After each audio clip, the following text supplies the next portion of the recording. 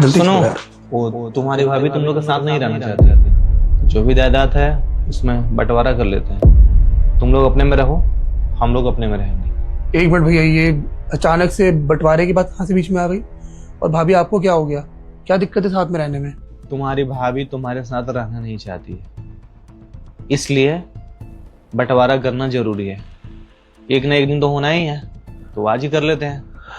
क्यों भैया, क्या गलती करी मैंने और देविका ने?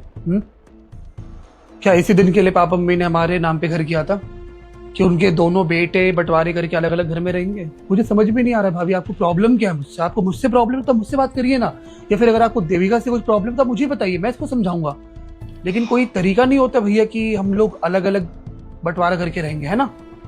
हमें और नेहा को देविका से कोई दिक्कत नहीं है, हमें दिक्कत तुमसे है। मुझसे? सच में आप लोग को मुझसे दिक्कत है? देविका सुन रही हो ना तुम? भैया आपका छोटा भाई हूं मैं, मुझसे क्या दिक्कत होगी आपको? मुझे ऐसा लग रहा है ना कि भाभी आपको खामखा भड़का रही है मेरे खिलाफ, और कुछ भी नहीं।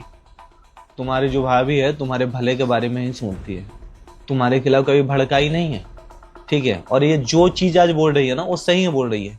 तुम्हें किसी चीज से मतलब है? घर में क्या चल रहा है क्या नहीं, कंपनी घाटे में चल रहा है, लॉस में चल रहा है, काम हो रहा है या नहीं हो रहा है? कभी पलट के मुड़ के भी जाके देखते हो कभी कंपनी का मुंह कहाँ क्या चल रहा है क्या नहीं, कंपनी में लॉस हो रहा है या प्रॉफिट हो रहा है? तुम्हें इस सब चीज से कोई मतलब है?